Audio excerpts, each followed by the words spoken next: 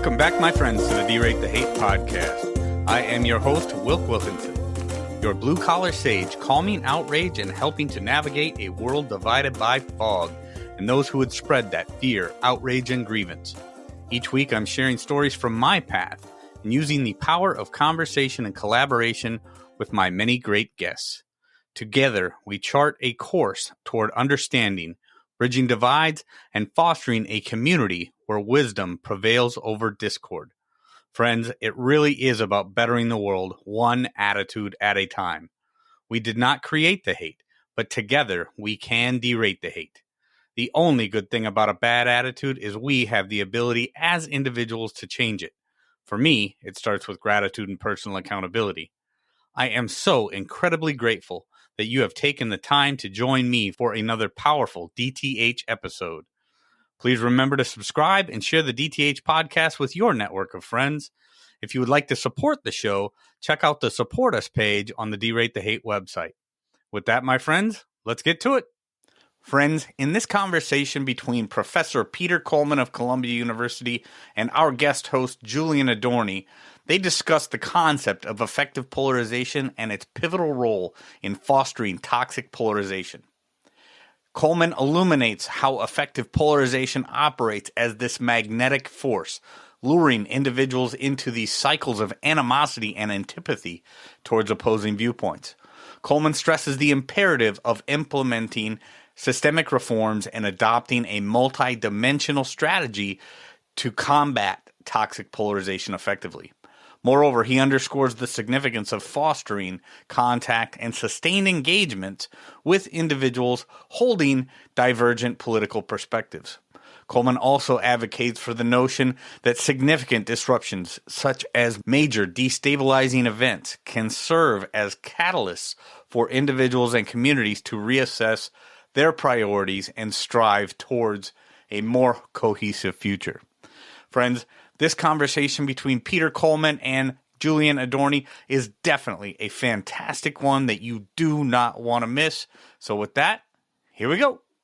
Hi, everyone. This is Julian Adorney, filling in as guest host for Wilk Wilkinson. I'm absolutely thrilled to present this latest guest to you guys. He is a professor of psychology at Columbia University. He's been studying affective polarization for decades, I believe longer than I've been alive, which is quite remarkable. And he wrote the book, The Way Out, which absolutely changed and revolutionized my own understanding of affective polarization and of how we can sort of get out of this mess and chart a path back to the whole healthy, re-knit civitas that we all yearn for, honestly. So Peter, thank you so much for joining the program. Thanks for having me on, Julian. Nice to meet you. So in your book, one of the things that really changed my mind, and there were a lot of like aha moments for me reading the book, a lot of things that changed.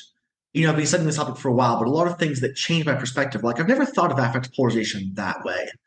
But perhaps the biggest and most foundational one is you describe affective polarization as an attractor. And I was curious, can you talk a little bit about what attractor is and why you would say that affective polarization is one? Yeah, happy to do that. So just to be clear, so polarization, political polarization, in my view, is not a bad thing. In a two-party system like ours, it's a necessary thing, right? Having passionate, true believers with different ideas or different views of a problem and different recommendations for remedies that challenge each other is important. And there were times in our history in the 1950s when there was insufficient polarization politically between the parties, because there was just too much overlap. And so it's a good thing, it's a healthy thing in a two-party system to have some degree of polarization. We are currently in a state that I would call toxic polarization, which is, now a 50 to 60 year pattern of increasing enmity and hate for the other side. And so that's a runaway problem that I see. And I use complexity science that mostly is informed by physics and other kinds of applied mathematic approaches to understanding problems, and the concept of attractors to understand how a problem like this takes on a life of its own and starts to escalate for 50 or 60 years, despite many of us feeling exhausted and fed up and really wanting to change it, right? How does it do that? And I will say that I see affective polarization as a component of it. I think there are other kinds of polarization that happening, like physically we're moving away from each other. Ideologically, our views of all the different issues are become very simplistic, right? And we don't have sort of nuance in our understanding or hold contradictions very well. I'm not particularly supportive of a green agenda, but I'm very supportive of gay rights, right? Today, these issues that are distinct somehow start to correlate and move together. So there are a lot of different aspects of toxic polarization today.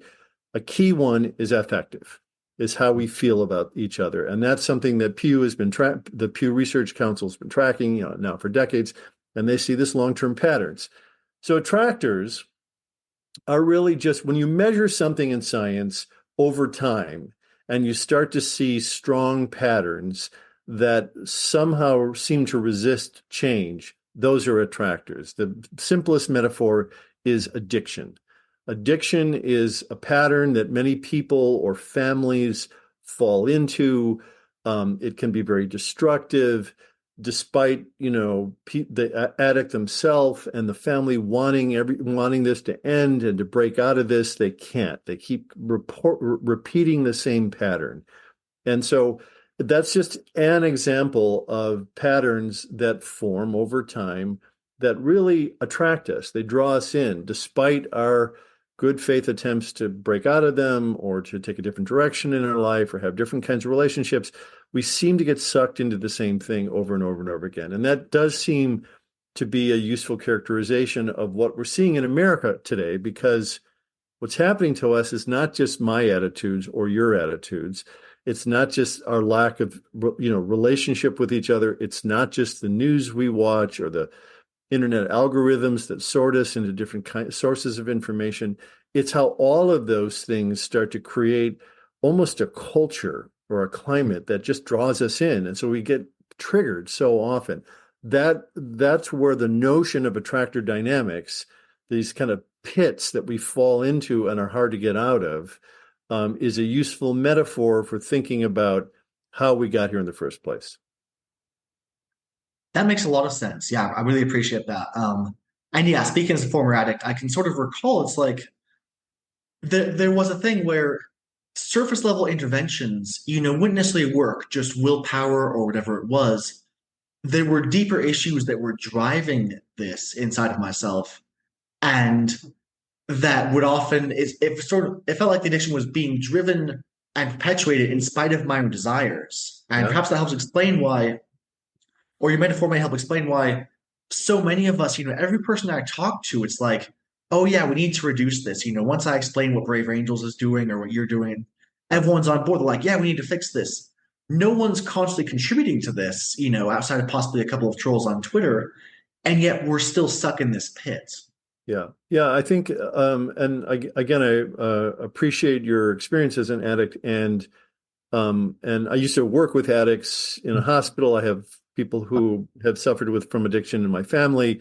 And I do want to say that, what my experience in working with addicts was and living with addicts was that it wasn't usually any one thing that helped them. They really needed to, what the sort of AA model says is you have to change, people, places, and things. You have to change your relationships. You have to put where you go, what you do. It does require a kind of systemic way of thinking about remedies. It's not just, oh, I do this, or, oh, I go to a meeting. You got to change everything, Yeah. That's sort of the hard news here is that there are not simple quick fixes to this problem that we're in. It's been a 50-year, 60-year problem in the making. It is multi-level. There are things, in terms of the business model of news media is one problem, right? Yeah. There are structural problems, and it's part of how we've been socialized now and how we sort of just react to people in our lives. So there's a lot of work to be done. It doesn't mean it's hopeless. I've studied nations, societies that were, in a civil war or near a civil war and stopped and intentionally pivoted and got out of it. And so that can happen, and it does happen. And that's what, I wrote the book for, is to try to say, this is how, if you look at those societies that actually escaped toxic, divisions, how they did that. Yeah, that's absolutely fascinating. And that was one question I had. So your point about complexity systems was another kind of big aha moment for me. It really convinced me to bring a lot more intellectual humility to my own writing and speaking on kind of affective polarization. Because it occurred to me, I'm pitching these recommendations that maybe they worked for me, or maybe I heard someone smart pitching them, so I thought they work. But what you made me realize is that, similar to treating addiction or similar to, any complex system, they might not work. They might backfire, or they might work in the short term and then backfire in the long term. Mm-hmm. And so I guess my question is, for those of us who are trying to reduce affective polarization, or reduce toxic polarization more broadly, what can we do to make sure that we're actually helping reduce the problem rather than accidentally creating more problems down the road? Well, that's a good question. I mean, to some degree, I think you have to be optimistic about the possibility that this is going to change, that, we do change. People do change under certain conditions. Oftentimes when we're sufficiently miserable, and just kind of fed up with our lives or the status quo. And the good news is that, the majority of Americans are feeling that. People in the middle, the exhausted middle majority, are fed up with their politics and the vitriol and the hate and spewing, and they really are looking for an alternative. So I think that's the good news. The good news is that we're all sufficiently miserable to sort of, move out of this time and this space and make other choices. The things that you talk about that might be good ideas are not necessarily bad ideas. They may just not be enough, right? Because it is important. One of the things that's important is that there be sort of enough, I guess I would say, time and exposure on these interventions. Let me give you an example. So contact theory is an idea from the 1950s where mostly Gordon Allport brought racial groups together, ethnic groups together, who didn't have much experience of one another, in order for them to sit with each other and get to know each other and learn about each other and kind of humanize each other. And that's a good thing, right? And that helps when there's misunderstanding, or even when there's conflict, to have some sense of the human on the other side of the issue, right? But he also found that it was only under certain conditions that bringing groups together actually helped us. And one of the things he stressed was enough time, that people came together not just for an event, but they came together more than once. And in our society today, because, for example, red and blue Americans are physically moving away from each other, into different neighborhoods, red into red neighborhoods, blue into blue, and away from the other side, we're losing these opportunities to have kind of day-to-day interactions with people who have very different political or racial, or different attitudes than us. And that's a challenge. One cautionary tale. Let me just tell one story. In the early 1990s, Newt Gingrich, who was the Speaker of the House and part of the Republican Revolution of Reagan, made a decision a very important and a big decision to change the work week of Congress. Congress used to go to Washington, and work 5 days a week. And he said, no more. Now you're going to come here 3 days a week, Tuesday, Wednesday, Thursday. And in doing so said to his Republican caucus, don't move your families here. Keep your families at home in your states. You can raise more money there. You can be there most of the week. Just come in Tuesday, Wednesday, Thursday, and don't fraternize with that other side. Get apartments together in the caucus, sleep in your office, whatever, but don't hang out with them. This is politics as war. Now, again, it was a strategic decision at the time, but the consequences of it are what the kind of vitriol and hate that we see in Washington these days. Because what had happened for generations is that when politicians were elected to Congress, they moved their families to, Virginia and D.C., the area. Their families grew up together. Their kids went to school together. They played sports and were in chorus and hung out together. And so I would have dinner with you, even though you are on the other side of the aisle and knew your kids. And so when it came to politics and the business in Congress, it was hard to lose that human relationship we had, right? But since the 1990s, that's disappeared. And that still is a problem today. And that's an example of contact. When families are growing up together over time, they're having contact almost constantly, like in school every day, and the little league afterwards, at ballet, they're connecting all the time with them on the other side. That is a high exposure contact events where we bring red and blue Americans together for a couple of hours are good things. They help, but they're insufficient because they're trying to replace a time when we would actually grow up with them, right? Yeah. So my point is that understanding that is useful because then we're not under the illusion that bringing people together once is sufficient, that we have to find ways to bring them together frequently. Some of the groups that I work with are, I think, very smart at saying, you bring people together, they meet each other, they have a conversation, they start to build some rapport or trust, and then find out what they have in common and get them doing it together. Is Yeah. it building houses for the poor? Is it a community garden? Is it, a bake sale? Whatever. Doesn't matter. It's like get them in some ongoing way to continue to connect. That's what this country needs. And small events are teasers, but they're insufficient to the problem that we're facing today, which is, serious affective polarization and enmity and hate and fear of the other side. That makes a lot of sense, and that's very interesting. Reminds me of one of my mentors is a 50-year relationship coach. And so it reminds me of a toxic couple, who are have been fighting, they've been bickering for years, for decades, and they're fighting about a lot of things, but it's never quite about the thing. They're fighting about the dishes, but it's not about the dishes. It's about the years or decades of built up animosity or built up anger or hurt or hurt words or misunderstandings or whatever over that time. And so coming together for one event, it sort of feels like going to a marriage counselor for one session. It's like Yeah. it's not a bad thing, but it's not going to cure your problems. Yeah. Yeah, I think you're absolutely right. And in fact, there's a colleague of mine named John Gottman. I'm not sure if you're familiar with John and Julie Gottman, but they run a marriage counseling empire in the West Yeah. Coast. They have a thing called the Love Lab, and for decades they've studied couples coming together, and that's what they also think about marriages and marital conflict in terms of attractor dynamics.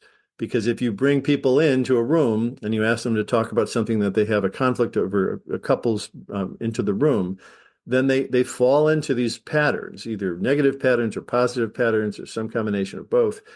But it's very evident, usually right away, what their attractor landscape is. What they're likely to tip into when there's tension.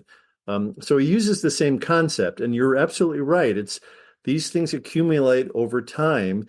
If you have no contact with them, the other group, then it's, you get very sucked into your news and your friends, derating them, if I can use that term, Yeah. but you get very socialized into a process of vilifying them because you don't have any contact with them. It requires the conditions where you can have contact. The contact is constructive. Ideally, you're trying to do something together that you both need each other for.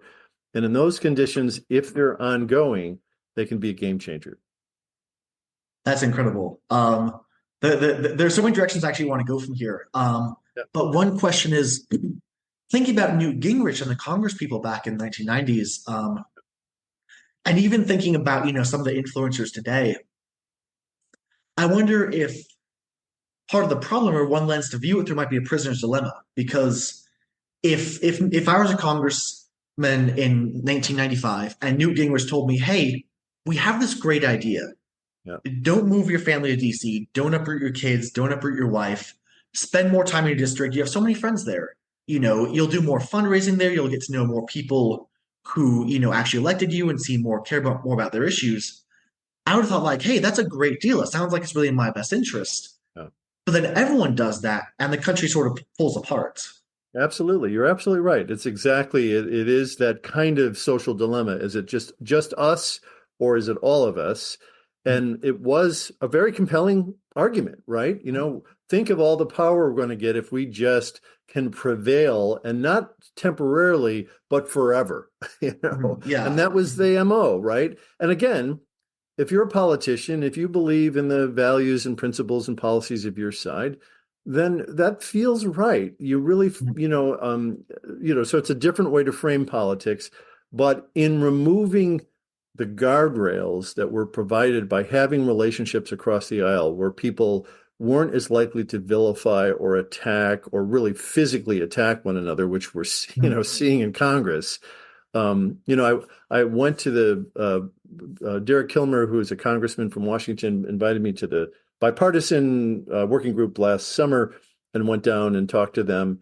And, they're living in a bit of a nightmare because this is a group of, bipartisan group. They're Republicans and Democrats. They're pro-Trump, anti-Trump folks to get working together.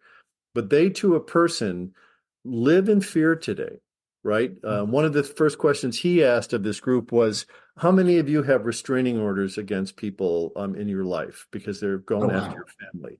And he said, I have three. And somebody else said, oh, I've got four. And Wow. everybody had restraining orders against people except for the guy next to me who said, well, I don't have any restraining orders, but I have a guy with a gun who I hire to travel with me. you Yeah. know so they're living in this new reality where they're the target of not just threats but physical attacks on the Wow. street, in town halls. And this is a new era. This is not what and this is the culmination of politics as war, right? Because you Mhm. get to a point where your rhetoric is hostile, what you say about the other side is hostile. And then you get folks that, are not particularly stable who hear that, think, okay, and we need to take them out. You know, Mhm. that's what they call stochastic terrorism. When the language and the rhetoric of our leaders gets so caustic and hostile that it starts to increase the probabilities that some actors are going to act violently. That makes a lot of sense. With stochastic terrorism, I've heard that idea thrown around. I've heard debated a couple different ways. Yeah, And I just play devil's advocate a little bit here. I don't know the answer, yeah. but possibly some of our listeners are wondering: is that the real explanation, or is it that these people, they may have mental health issues, they may have a lot of problems? Would they be fairly vicious or fairly attacking, even in a more sane climate? Is this the straw that broke the camel's back and motivated them, Yeah. or is this a kind of cause and correlation thing? Well, it's a combination of both. Rachel Kleinfeld parses the data well on this. She works for Carnegie and has, put out a report last October and the kind of research on this. One of the things she says is, look, there are people that are more aggressive and maybe more unstable and more likely to be violent. Usually, those people act out personally. They act Hmm. out against their neighbors, their I see. spouses, their family. They commit petty crimes. That's how they do. Today, what happens is when you start to have leaders that say they're coming across the border for your daughter, right, and Hmm. your jobs, and I we see. need to do everything we can to stop them, then suddenly they join groups that are putting that energy into that. And that increases the probabilities of kind of well-armed militant groups trying to take the government down, right? So Yeah. you're right that there are propensities there, and that's not, unfortunately, that's just the nature of the human species, is, there are some folks that are aggressive and unstable. But under these conditions, you get leaders that can do, one of the things she points out is that decades ago, you would have political violence. Like Columbia University had political violence in the 1960s. It was leftists, anti-war, anti-establishment violence. But the leaders would condemn it.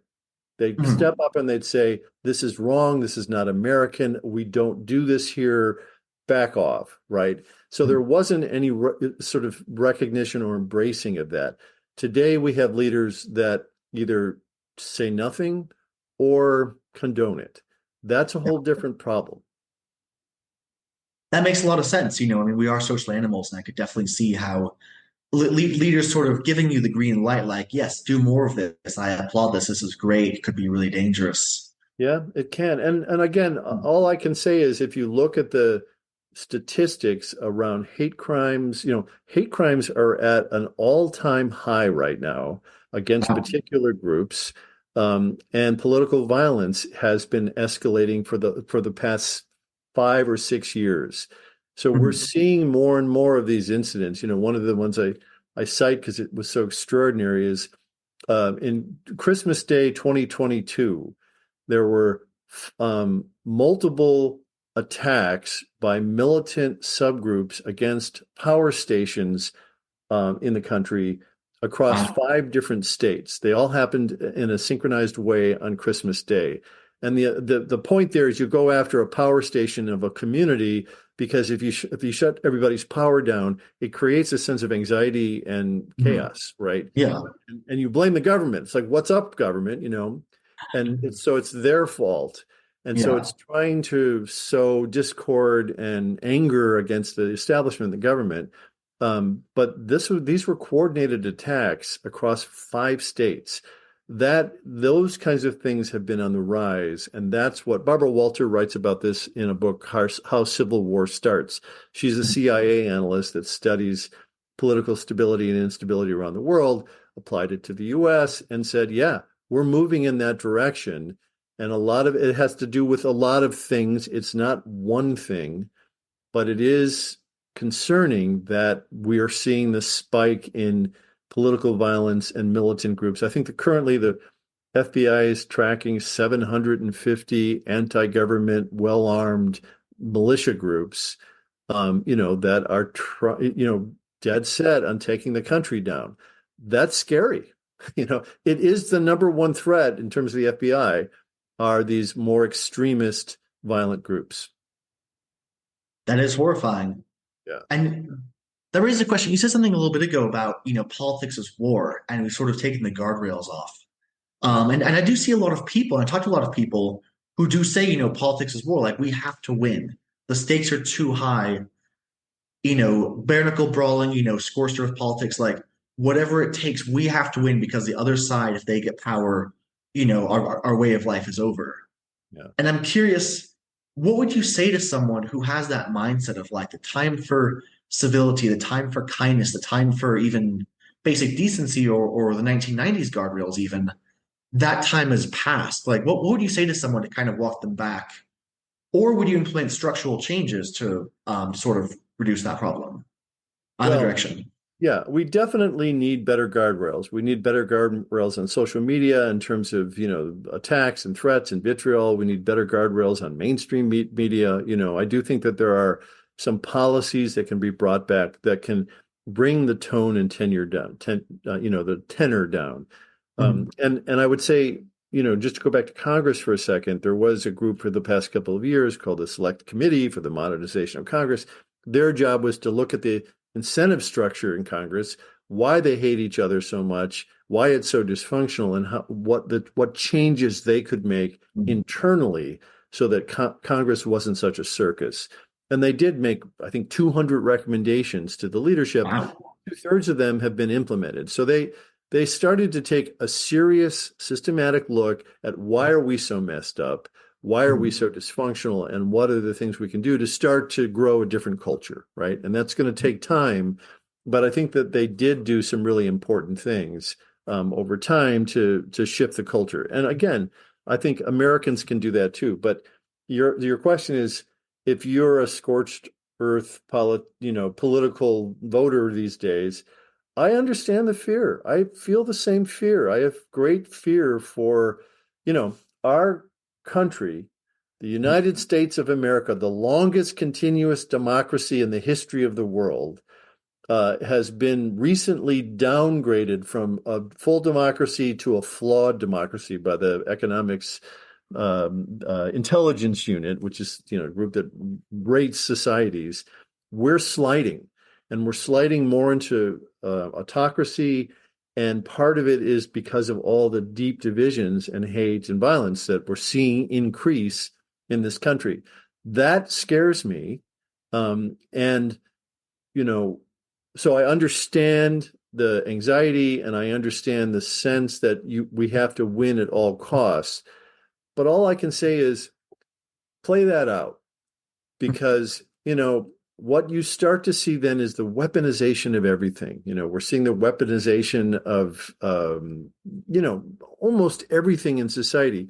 Any major event that takes place, instead of taking on the problem, we weaponize it and blame the other side for it. COVID is a great example, right? COVID was this biological threat that came out of, we don't know, we think a wet market, or a lab in China, but, basically was a threat and continues to be to some degree, but was a significant novel threat to the world. And it could have logically united us as a species to say, all right, let's, this thing is a big problem. We got to come together and do everything we can to stop it. But no, early on, it got weaponized and it was then a blame game. And whose blame is it? And how do we use this thing for political gain? That's a huge problem in our society. If we can't take on the most significant problems we have, like the obvious one that I'm sure your group has talked about is gun control or gun reform, the need for some kind of gun reform.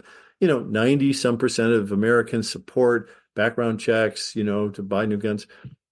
90%. That's a huge majority, and yet they just can't move the needle, right? Yeah. So that tells me, and that's just politics and money.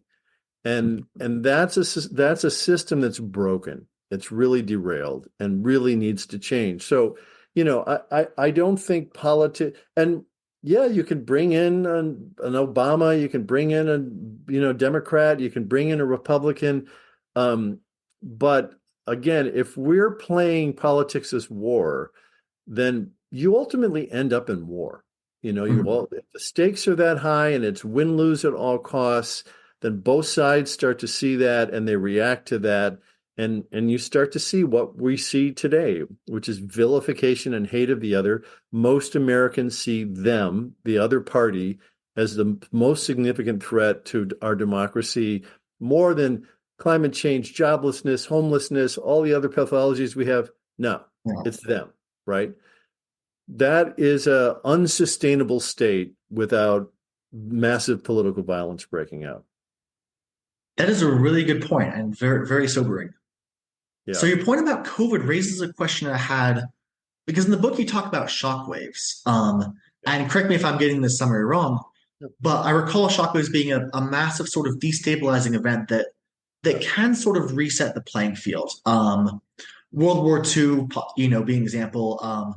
In the book, you gave example of I don't believe it was a mass shooter, but someone who shot abortion clinics, right? Yeah, in Boston.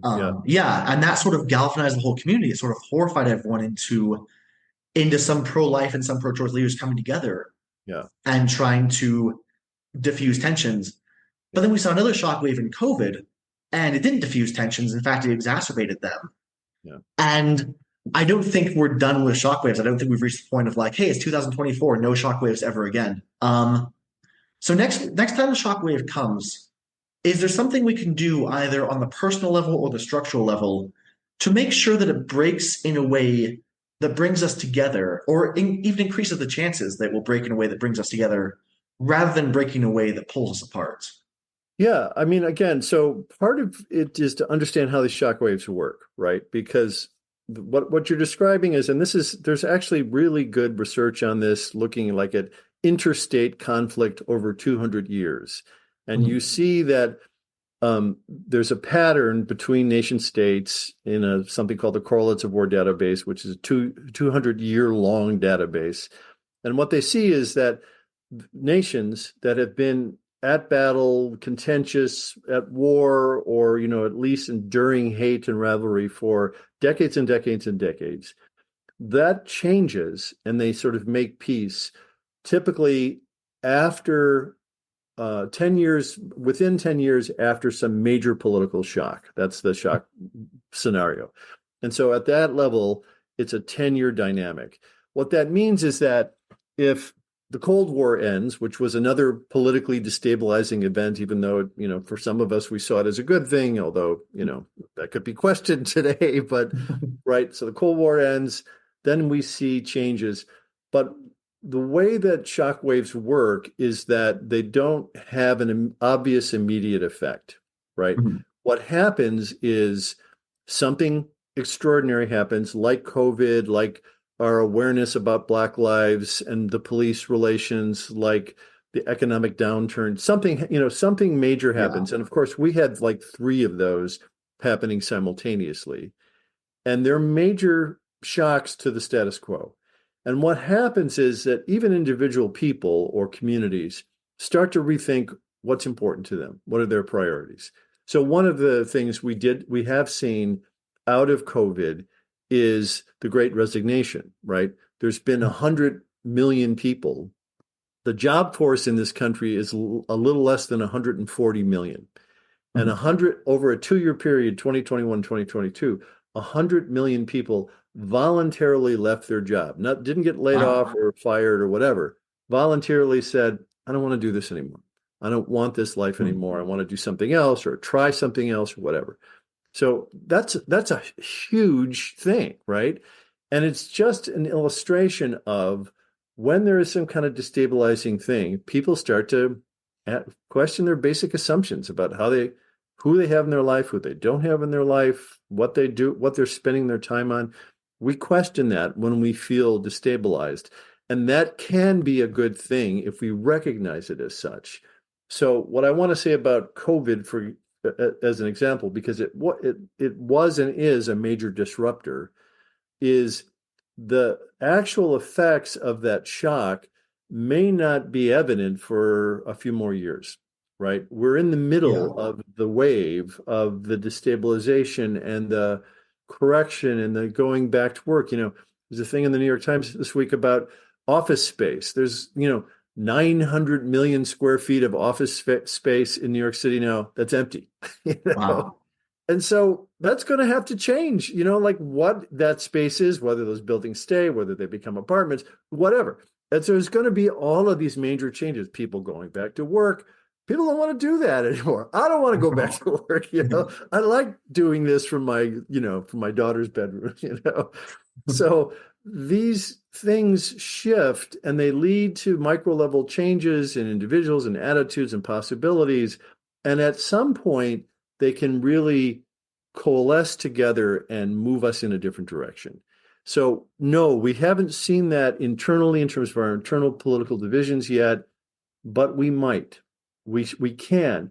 And this, I guess, what's important to recognize, which I think was your question, is that we're in this time when there still are these shock waves that are happening and people are trying to think about new ways to organize their lives and have different kinds of relationships.